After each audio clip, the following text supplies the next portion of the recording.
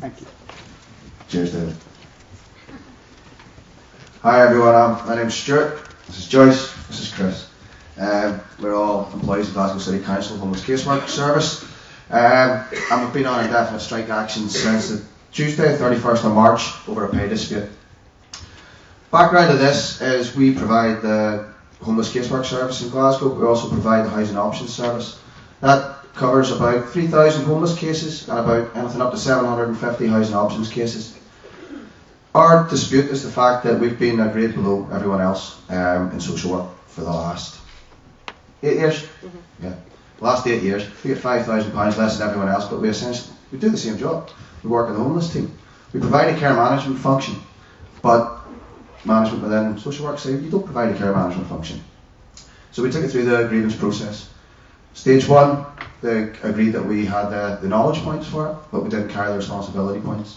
Stage 2, they gave us some of the responsibility points, but not all. Stage 3, when we presented to the councillors committee, the management actually had the arrogance to acknowledge that we do coordinate services, we put services in place, but by very dint of the fact that we're on a grade 5, we couldn't possibly be doing a care management function. It was a very patronising response. It was, pat on the head, thanks for that, out the door. So based on that response, we had already, before we took it to stage 3, we had already balloted for industrial action, short strike action, as well as for all-out strike action. Now the response on the ballot was 63% response on the ballot, but of that 63%, 93% were in favour of action, short strike action, and coincidentally 84% were in favour of all-out strike action. But when it came to the crunch, all 70 members, 100% are out.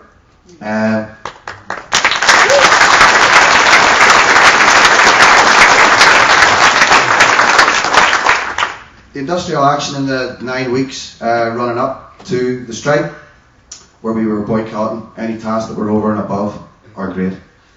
What that essentially meant was that approximately 300 households are now sitting with services having been identified but not put in place. Now, I mean, we don't need to explain to all you guys what care management means. The services that will be put in place, we'll look at see what's been impacting on people's ability or inability to sustain their accommodation. What's causing them the problems? Is it mental health services required? Is it a poverty service, a debt service? Is it an addiction service? Is it a supported accommodation service? A lot of young people, we're finding increasing numbers of young people are having to access homeless services, and then we're then having to complete funding or previously we were completing funding applications and presenting cases to the resource prioritisation groups in order to access this accommodation.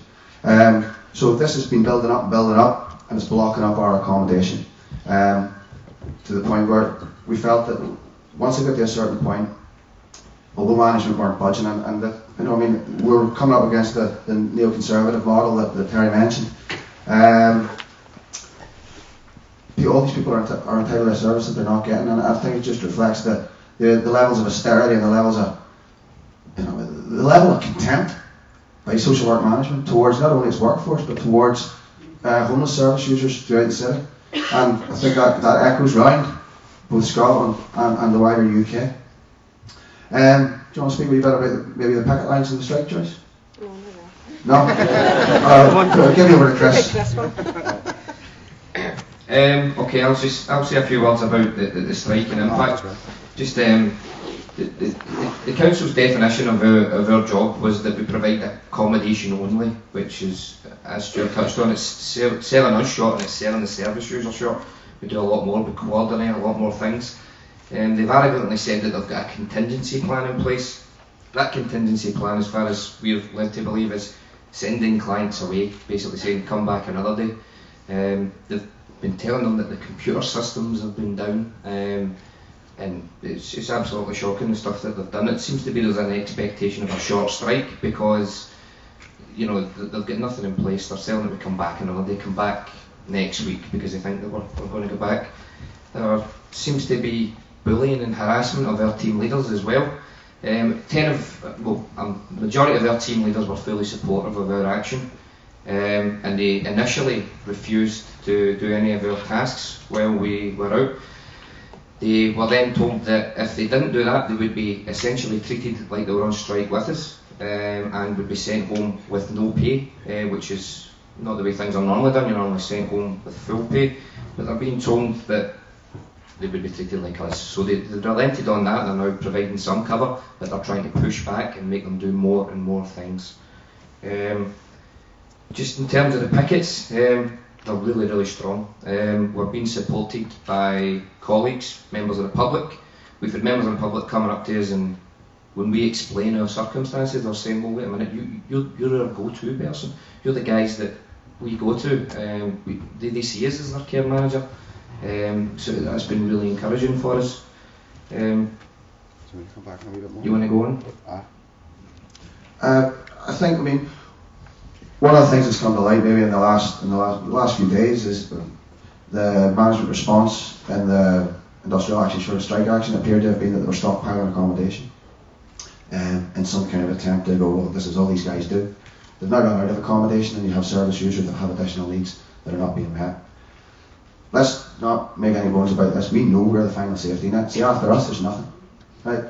We get people that jump in and out of services, people that disengage and re-engage depending on what their personal capacity is able to get them to engage with the service appropriately. But we also have quite a lot of ineligible cases that we're accommodating under the Children of Scotland Act. I think one of the things that social work management don't appreciate, they have absolutely no idea what the frontline workers do. And I'm talking about real frontline workers, not this crap that was on earlier on. No clue. As the disconnect is staggering. And it seems that they're quite willing to spend much more money on trying to break this strike than invest in public services and invest in their workforce. The fact that you've got voluntary sector services that are being slashed to bits, and the staff that work within these services are still supposed to provide the same effective service towards anyone that needs to do it or needs to access it, just highlights, like I said, the contempt that management seem to have towards service users. But Helen had said is the perfect resident is somebody who pays their taxes and doesn't need services. More and more people in Glasgow are requiring services in the wake of the economic austerity. We've got things like the borough collection in Glasgow. You may or may not know what that is. Glasgow City Council recently announced that it was going to be committing at least half the money of the 60 to 66 million that's required to upgrade the borough. Why would that be prioritised over essential public services? Why should that be prioritised over essential public services? It's a joke. And that, I mean, we know that we are strong. We know that we're going to stay out. There's absolutely no question that's going back. We can't deliver this service effectively unless we're actually given the recognition to put these services in place. This is what we've been doing for years. All we're asking is recognition for that, and parity and equality in terms of our wages. All right? Thank you.